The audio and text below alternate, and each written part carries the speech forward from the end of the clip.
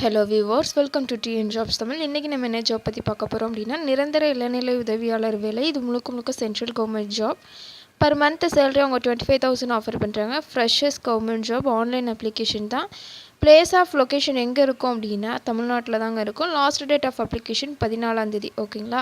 So எலிஜிபிளாக இருக்கீங்க அப்படின்னா மறக்காமல் அப்ளை பண்ணுங்கள். வீடியோவை ஃபுல்லாக ஸ்கிப் பண்ணாமல் பாருங்கள். ஏன்னா இந்த நோட்டிஃபிகேஷனில் இருக்கிற எல்லாமே நான் சொல்லியிருக்கேன். குவாலிஃபிகேஷன்ஸ், போஸ்டிங்ஸ் எல்லாமே நான் சொல்லியிருக்கேன். ஸோ வீடியோ ஸ்கிப் பண்ணாமல் ஃபுல்லாக பாருங்கள்.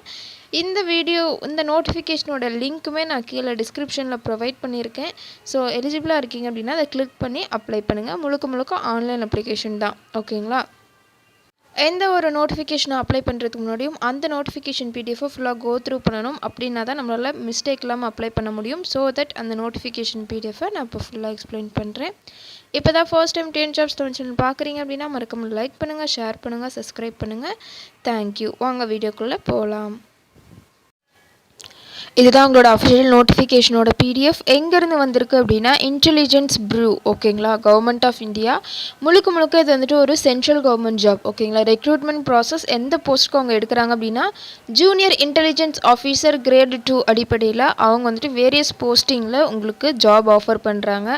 அவங்களுடைய அஃபிஷியல் வெப்சைட்டான www.mha.gov.in அதில் வந்துட்டு நீங்கள் போய் ஆன்லைன் அப்ளை பண்ணிக்கலாம். இல்லை அப்படின்னா என்சிஎஸ் போர்ட்டலான www.ncs.gov.in ஓகேங்களா. இந்த லிங்க்குள்ளே போனீங்கன்னா நீங்கள் தாராளமாக அப்ளை பண்ணிக்கலாம். இந்த லிங்க் வந்துட்டு நான் கீழே டிஸ்கிரிப்ஷனில் கொடுக்குறேன். ஸோ வாங்க எலிஜிபிலிட்டி க்ரைட்டீரியா இதெல்லாமே பார்த்துடலாம். ஸோ ஃபஸ்ட்டு வந்துட்டு என்ன கிளாஸிஃபிகேஷனில் அவங்க போஸ்டிங் அடிப்படை போட போகிறாங்க அப்படின்னா குரூப் சி. ஓகேங்களா. நான் கேசட்டட், நான் மினிஸ்ட்ரியல் இந்த மாதிரியான போஸ்ட் அடிப்படையில் உங்களுக்கு வந்து அவங்க ரெக்ரூட் பண்ண போகிறாங்க. பர் மந்த் சேலரி அவங்க எவ்வளோ ஆஃபர் பண்ணுறாங்க அப்படின்னா ஸ்டார்டிங்கே 25,800லேருந்து 81,100 வரைக்கும் அவங்க ஆஃபர் பண்ணுறாங்க. இதுவே ஸ்பெஷல் செக்யூரிட்டி அலவுன்ஸ் எல்லாமே இருக்குது. அதாவது 20% ஆஃப் பேசிக் வேலேருந்து உங்களுக்கு வந்து அலவன்ஸ் கொடுக்குறாங்க.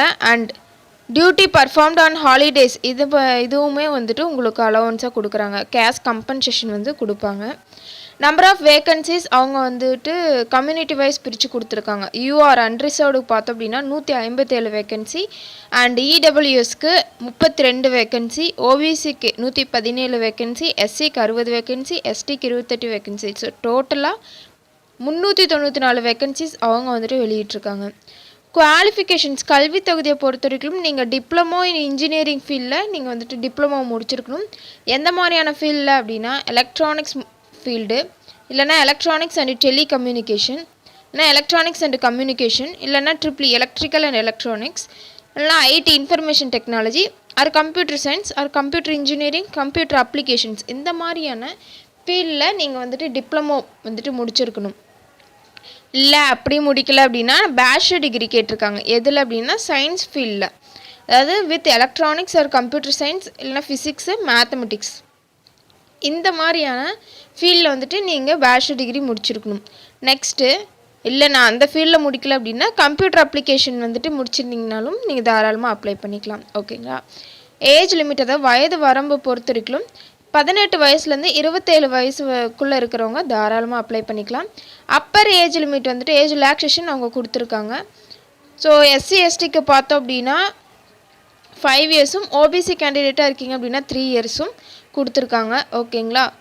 டிபார்ட்மெண்டல் கேண்டிடேட்ஸ் இருப்பாங்க இல்லையா, அவங்களுக்கு வந்து 40 இயர்ஸ் ஆஃப் ஏஜ் வந்துட்டு அவங்க வந்துட்டு கொடுத்துருக்காங்க ஏஜ் ரிலாக்ஸேஷனாக. யூஆர் கேண்டிடேட்ஸ்க்கு 35 இயர்ஸ், ஓபிசி கேண்டிடேட்ஸ்க்கு 38 வருஷம், எஸ்சி எஸ்டி கேண்டிடேட்ஸ்க்கு 40 வருஷம். அதாவது இன்கேஸ் ஆஃப் விடோ, டைவோர்ஸ்ட் உமனாக இருக்கீங்க, உமன் ஜுடிஷியலி செப்பரேட்டடாக இருக்கீங்க அப்படின்னா அவங்களுக்கு வந்து 40 வயசு வரைக்கும் அவங்க ஏஜ் ரிலாக்ஸேஷன் கொடுத்துட்ருக்காங்க. ஓகேங்களா. சில நோட்ஸ் எல்லாமே கொடுத்துருக்காங்க, அது வந்துட்டு பார்க்கலாம். வேக்கன்சிஸ் வந்துட்டு மாறலாம். ஓகேங்களா. இது வந்துட்டு டெம்பரரி வேக்கன்சிஸ் தான், எப்போனாலும் மாறும். லாஸ்ட் டேட் ஆஃப் அப்ளிகேஷன் 14 ஓகேங்களா. 14 நீங்கள் வந்துட்டு அப்ளை பண்ணிக்கிறது நல்லது. இந்தியாவில் இருக்கவங்க மட்டும்தான் அவங்க அப்ளை பண்ண முடியும். அதர் கேண்டிடேட்ஸ், அதாவது அதர் தென் இந்தியனாக இருக்கீங்க அப்படின்னா நீங்கள் வந்துட்டு அப்ளை பண்ண முடியாது. ஓகேங்களா? ஸ்கீம் ஆஃப் எக்ஸாமினேஷன், ஒரு எக்ஸாம் எழுதுவீங்க, கம்ப்யூட்டர் பேஸ்ட் எக்ஸாம் தான். அந்த எக்ஸாம் பற்றின நான் டீட்டெயில்ஸ் எல்லாமே சொல்லிடுறேன். ஆன்லைன் எக்ஸாம் தான், அப்ஜெக்டிவ் டைப் கொஷின்ஸ் தான், மொத்தம் 100 கொஷின் இருக்கிற மாதிரி இருக்கும். அந்த 100 கொஷின் என்னென்ன டாபிக்ஸ்லாம் இருக்கும் அப்படின்னா, general mental ability 25%, combination of subjects as per the essential qualification சொன்னேன் இல்லையா, அந்த குவாலிஃபிகேஷனை பொறுத்து 75% வந்துட்டு உங்களுக்கு அவங்க கேள்வி கேட்பாங்க. நெகட்டிவ் மார்க்கிங்குமே இருக்குது. ஒவ்வொரு நெகட்டிவ் மார்க்கிங்க்கும் ஒவ்வொரு ராங் ஆன்சருக்குமே 1/4 மார்க் வந்து அவங்க மைனஸ் பண்ணுவாங்க. ஓகேங்களா? ஸோ அது வந்துட்டு 2 மணி நேரம் நீங்கள் எழுதுவீங்க. இதில் பாஸ் ஆகுறவங்க டயர் 2க்கு வருவாங்க. Skill test. ஓகேங்களா? இந்த ஸ்கில் டெஸ்ட் வந்துட்டு முழுக்க ப்ராக்டிக்கல் அண்ட் டெக்னிக்கலாக தான் இருக்கும். 30 கொஷின் வந்து கேட்பாங்க. டைம் டியூரேஷன் வந்துட்டு கிடையாது. ஓகேங்களா? Next interview personality test. இது வந்துட்டு 20 மார்க்கு. ஓகேங்களா? இதுக்குமே வந்துட்டு டைம் கிடையாது. சிட்டி ஆஃப் எக்ஸாமினேஷன், நீங்கள் வந்துட்டு எங்கே எக்ஸாம் எழுதுவீங்க அப்படின்னா, நம்ம தமிழ்நாட்டில் பார்த்தோம் அப்படின்னா இந்த பிளேஸில் வந்துட்டு கொடுத்துருக்காங்க. இதில் வந்துட்டு நீங்கள் மேக்ஸிமமாக 5 பிளேஸ் வந்து கொடுத்துக்கலாம். ஓகேங்களா? ஆர்டர் வைஸ் கொடுத்துக்கலாம். சென்னை, கோயம்புத்தூர், மதுரை, சேலம், திருச்சிராப்பள்ளி, திருநெல்வேலி, வெள்ளூர். ஓகேங்களா? இந்த மாதிரியான இடங்களில் நீங்கள் போய் எக்ஸாம் எழுதலாம். ஸோ மேக்ஸிமம் 5 பிளேசஸ் வந்துட்டு நீங்கள் சூஸ் பண்ணிக்கலாம். அந்த 5 பிளேசஸ்லேருந்து உங்களுக்கு ஏதாச்சும் ஒரு பிளேஸில் எக்ஸாம் சென்டர் அவங்க லொக்கேட் பண்ணுவாங்க. நீங்கள் அதில் போய் எக்ஸாம் எழுதிக்கலாம். எக்ஸாமினேஷன் சிட்டி நீங்கள் ஒரு டைம் சூஸ் பண்ணிட்டீங்க அப்படின்னா அடுத்த டைம் வந்துட்டு மாற்ற மாட்டாங்க. ஸோ ஒரு டைம் கொடுக்கும் போதே நல்லா யோசித்து கொடுத்துக்கோங்க. நீங்கள் ஆன்லைன் எக்ஸாம் எழுத போகிறீங்க இல்லையா, நான் முன்னாடியே சொன்ன மாதிரி 1/4 ஒவ்வொரு ராங் ஆன்சருக்குமே மைனஸ் பண்ணுவாங்க. நீங்கள் வந்துட்டு மார்க் ஃபார் ரிவ்யூ கொடுத்தீங்க அப்படின்னா அந்த கொஷின் வந்துட்டு அவங்க கால்குலேட்டில் எடுத்துக்க மாட்டாங்க. ஓகேங்களா?